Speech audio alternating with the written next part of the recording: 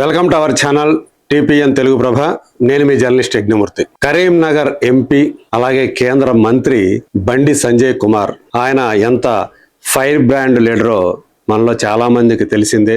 ఏ విషయం మీదైనా సరే నిర్మోహమాటంగా నిర్భయంగా మాట్లాడే నైజం కలిగినటువంటి లీడర్ అని చెప్పేసి ఆయన్ని ఈవెన్ ప్రత్యర్థులు కూడా ప్రశంసిస్తూ ఉంటారు. ఒక్కోసారి ఆయన చేసేటువంటి వ్యాఖ్యలు వివాదాస్పదం కావచ్చు, అలాగే ఆయన అవగాహన లేకుండా మాట్లాడుతున్నారు, ఇష్టం వచ్చినట్టు చెప్పి కొంతమంది ఆయన గురించి విమర్శలు కూడా చేస్తూ ఉంటారు.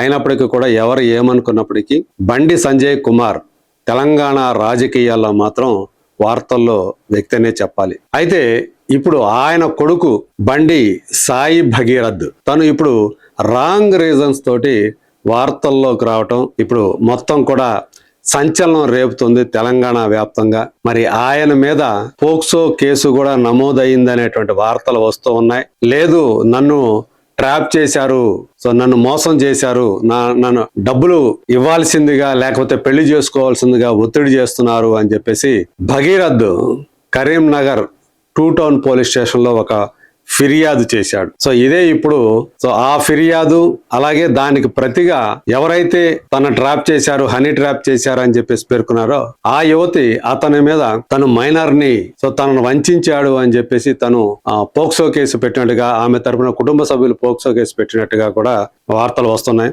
పేట్ బషీర్బాగ్ పోలీస్ స్టేషన్ లో ఆ కేసు వాళ్ళు పెట్టారు అనేది బయటకు వినిపిస్తున్నటువంటి విషయం. ఇక్కడ కొన్ని అంశాలు ఆసక్తిని కలిగిస్తూ ఉన్నాయి. సో నిజంగా చెప్పాలంటే ఇది తెలంగాణ రాజకీయాల్లోనే ఒక పెను సంచలనాన్ని కలిగిస్తున్నటువంటి ఒక కేసు కింద మనం భావించవచ్చు. సో ఇప్పుడు బండి సాయి భగీరథ్ ఏమంటాడంటే, నన్ను హనీ ట్రాప్ చేశారు, బ్లాక్ మెయిల్ చేశారు, భారీ మొత్తంలో డబ్బు డిమాండ్ చేసి బెదిరించారు, అలాగే పోక్సో కేసు పెడతామని చెప్పేసి బెదిరిస్తున్నారు అని చెప్పేసి ఆయన ఆరోపణలు చేస్తూ ఉన్నాడు. ఇవన్నీ చూస్తూ ఉంటే మనకు వెంటనే ఒక సినిమా గుర్తుకొస్తుంది. ఈ మధ్య వచ్చినటువంటి సినిమా, అందులో ప్రియదర్శి లాయర్ గా నటించాడు. అవును, అది కోర్ట్. ఆ సినిమాలోనే మంగపతి అనేటువంటి క్యారెక్టర్ తో శివాజీ కూడా నెగిటివ్ రోల్ ఎంత పాపులర్ అయ్యాడో మనందరికీ తెలుసు. ఇద్దరు అంటే మైనర్లు అయిన వాళ్లే ప్రేమలో పడితే ఆ అబ్బాయిని టార్గెట్ గా చేసుకొని ఆమె కుటుంబ సభ్యులు అబ్బాయి మీద పోక్సో కేసు పెడితే సో దరిమిలా ఏర్పడినటువంటి పరిణామాలు. సో ఆ కేసుని అబ్బాయి తరపున వాదించినటువంటి లాయర్ గా మనకి ప్రియదర్శి ఆ సినిమాలో కనిపిస్తాడు. అది గుర్తుకొస్తుంది అని చెప్పేసి ఇప్పుడు సోషల్ మీడియాలో తీవ్రంగా చర్చ అయితే నడుస్తుంది. సో ఇతను బండి Sai Bhagirath Karimnagar 2 town police station లో ఫిర్యాదు అయితే చేశాడు.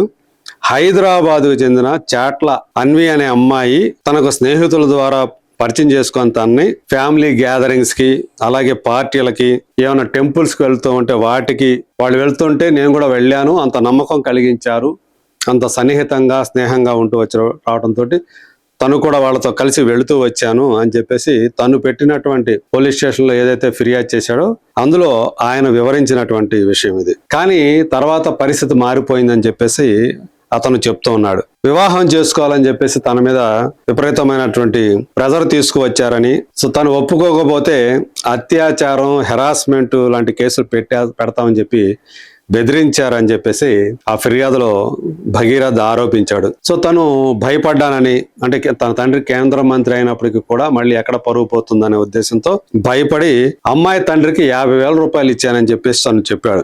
ఆ తర్వాత ఏకంగా 5 కోట్లు డిమాండ్ చేసి మరింత ఒత్తిడి చేశారు. ఆ అమ్మాయి తల్లి అయితే నేను సూసైడ్ చేసుకుంటా అని చెప్పేసి బెదిరించింది అని చెప్పేసి తను ఆ ఫిర్యాదులో పేర్కొన్నాడు. దీంతో కరీంనగర్ 2 టౌన్ పోలీసులు కూడా FIR నంబర్ 253/2026 సో అది ఆ FIR నంబరు, అంటే FIR బుక్ చేశారు. సో ఎక్స్టార్షన్, క్రిమినల్ ఇంటిమిడేషన్, కుట్ర, హెరాస్మెంట్ సెక్షన్ల కింద అన్నమాట ఈ కేసుని వాళ్ళు నమోదు చేశారు. సో భారతీయ న్యాయ సమిత BNS సెక్షన్ల కింద ఈ కేసు ఇప్పుడు దర్యాప్తు జరుగుతుంది. అయితే ఇప్పుడు ఇందా మనం చెప్పినట్టు ఇది ఒక డ్రామాటిక్ టర్న్ అయితే తీసుకుంది. ఆ యువతి కుటుంబం కూడా, వీళ్ళు కరీంనగర్ 2 టౌన్ పోలీస్ స్టేషన్లో కేసు పెడితే వాళ్ళు హైదరాబాద్లో పోలీసులను ఆశ్రయించి కౌంటర్ ఆరోపణలు చేసినట్టుగా మనకి ఇప్పుడు సమాచారం అందుతుంది. ఆ అమ్మాయి మైనర్ అని చెప్పేసి దాంతో పోక్సో చట్టం కింద కేసు నమోదయ్యే అవకాశాలు ఉన్నాయని కూడా ఇప్పుడు వార్తలు వస్తూ ఉన్నాయి.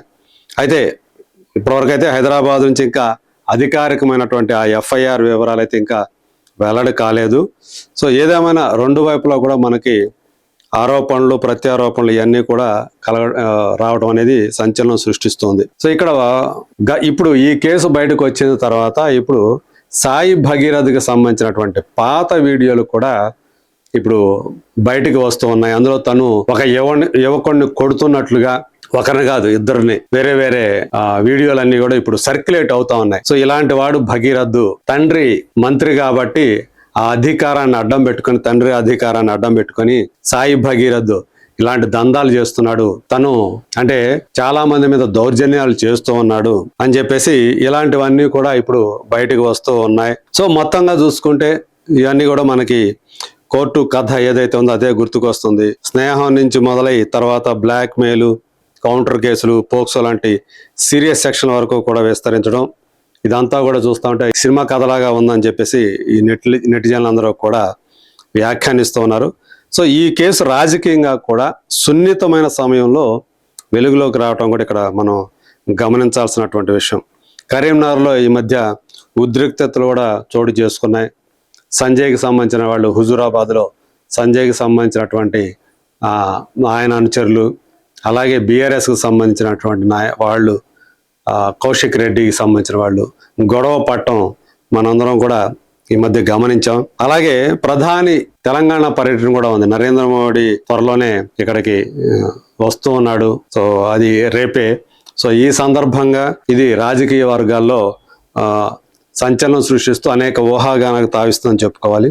సో పోలీసులు ఇప్పుడు రెండు వైపులా కూడా, అటు కరీంనగర్ పోలీసులు, ఇప్పుడు హైదరాబాద్ పోలీసులు రెండు వైపులా కూడా దర్యాప్తు చేస్తున్నట్టే అనుకోవాలి. మరి ఆ అమ్మాయి వయసు, ఆర్థిక లావాదేవీలు, ఫోన్ కాల్స్, ఇద్దరి మధ్య జరిగినటువంటి చాట్లు ఏమన్నట్టు అవి, అలాగే సాక్ష్యాలు, వీటన్నిటిని కూడా వాళ్ళు సేకరిస్తున్నారని చెప్పేసి తెలుస్తుంది. మరి ఈ కేసు ఏమవుతుందనేది ప్రస్తుతం మాత్రం ఉత్కంఠగా మారిందని చెప్పేసి చెప్పుకోవచ్చు.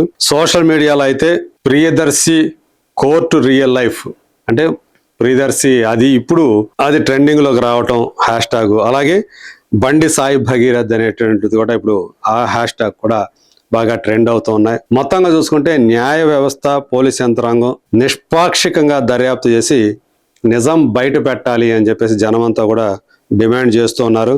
బహుశా రాబోయే కాలంలో ఈ కేసు మరిన్ని ట్విస్టులు తీసుకురావచ్చని కూడా విశ్లేషకులు అయితే భావిస్తున్నారు.